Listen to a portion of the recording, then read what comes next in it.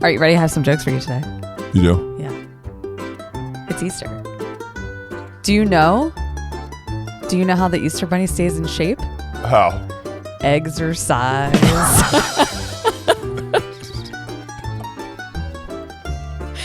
You want to know another one? How does the Easter Bunny deliver all those eggs in one night? How?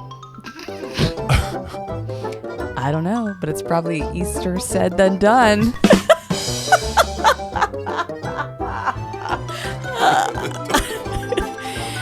Okay. Were you waiting all day to say this? I was like, you know what? What am I going to talk about on Friday? That's going to be funny. And it worked. You thought it was funny.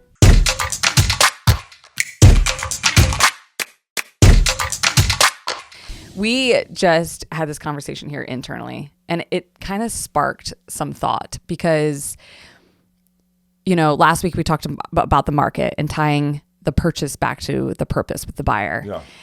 But I know there's a lot of salespeople out there right now that are struggling mentally on this like excellence mindset. And so what we just talked about here internally is that to a certain extent, you're never satisfied. You're never content, right? You're always pushing us to want more, to achieve more, to level up, to elevate, to innovate, all of those things, right? We're grateful because we have a leader that does that, right? But not every salesperson has that type of leader, right? And that's okay. But I want you to talk about the mindset of excellence. Like, for example, give you a quick example. Like if a salesperson has a goal of 2 homes, to sell 2 homes a month, they sell 2 homes, they're happy. Yeah. I want to get your feedback on that and the mindset of excellence, like how salespeople can lean into a mindset of excellence and really level up their playing field for themselves. Yeah, listen, this is really timely because I think there's a lot of salespeople right now that are struggling to hit their goal. And the challenge is that what we do is we don't raise to the level of our behaviors. We're not changing our behaviors. This is what I see, and I'm generalizing because I don't know every salesperson. But what happens is we just lower our goal to meet the market. So we say, well, it's a really tough market, and not a lot of people are buying, and you got the tariffs and all the stuff we talked about last week. But so I'll just lower my goal. If I just get 2, it'll be good enough. And that simply is not good enough. And what I mean by that is people should be working to their capabilities, not to the goals. Because the goals are so it doesn't even make sense sometimes, some of the goals. Because when we set goals, when companies set goals, when leaders set goals, a lot of times it's not to what the person's capability is, it's to what they need, what the company needs. And so we look at it and go, well, this person's a performer. This person sells 5 houses a month. They're a performer. They're great. Maybe. But what if they were actually capable of 15 sales a month and they sold 5? Would you say that they're great? No. If Michael Jordan, the greatest basketball player of all time, goes out and scores 12 points in a game, what do they say? What do they say? That's not good enough.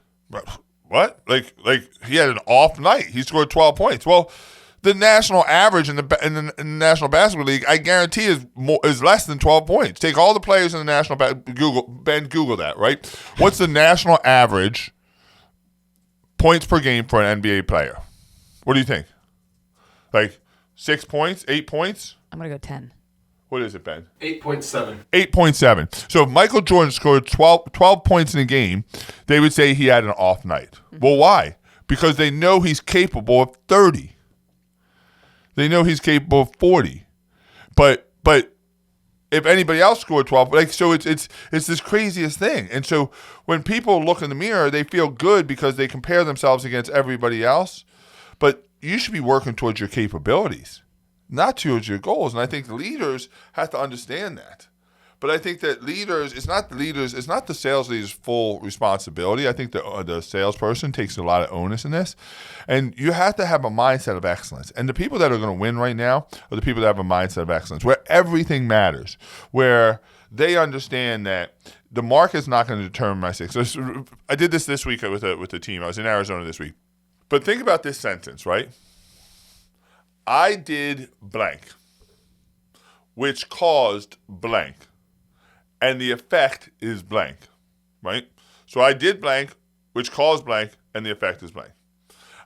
I did make 10 prospecting calls today, which caused me to set an appointment. The effect is I got a sale. All right? This is the most important thing in the world. I did blank, which caused blank, and the effect was blank. That says that I am the cause and effect of what happens in my life. Follow me? Yep. That's a mindset of excellence. Let me tell you what I hear right now. The market did blank, which caused blank, and the effect is blank. My sales leader did blank, which caused blank, and the effect was blank. What do you think more people use? The I did, or the market, or the competitor, or the leader, or the environment, or the blame somebody else. The president did, the this did. That's not a mindset of excellence. Yeah. And the natural psychology of humans is going to want to go to the market did, the leader did, my husband did, my wife did, my kids did, my environment did. But a mindset of excellence is always on the top side.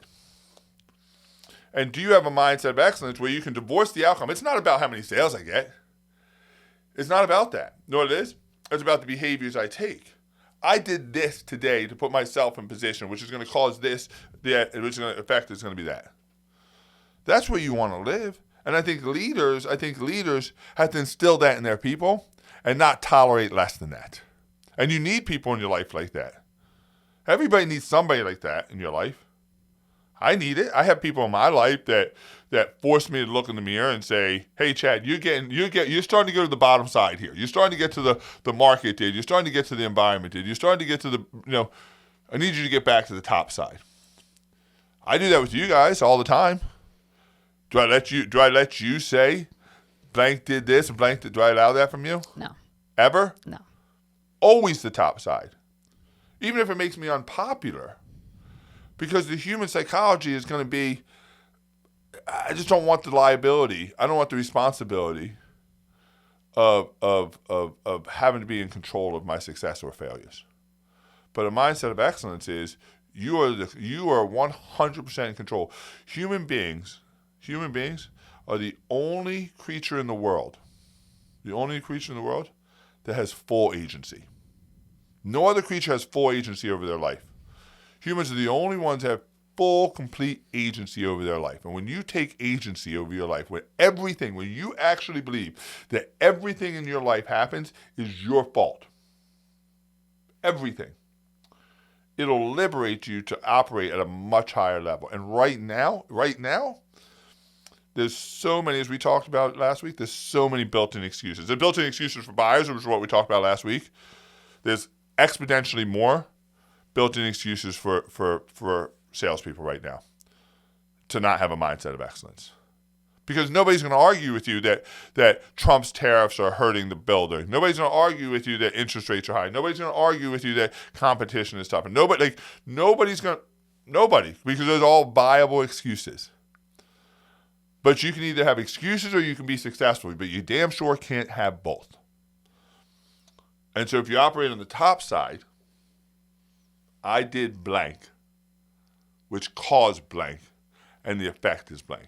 Like, write that down. Like, if you're watching this video, like, literally write it on a sheet of paper and fill it out. I did what today, which caused what, and the effect is what.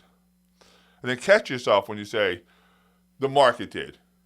D.R. Horton did do a 1.99 interest rate for 75,000 years, which caused all my buyers to go to them. Well, which one gives you more power? Only the top. And leaders know this. Leaders know this, and they have to help their people through this. And if you're not helping your people through this right now, you're not being an effective leader. And if you don't have a leader like that, then be that leader for yourself. Call me, I'll be that leader for you. Take full agency over your life. Take full agency over the responsibility for the life you want. And don't settle for the life that's given to you.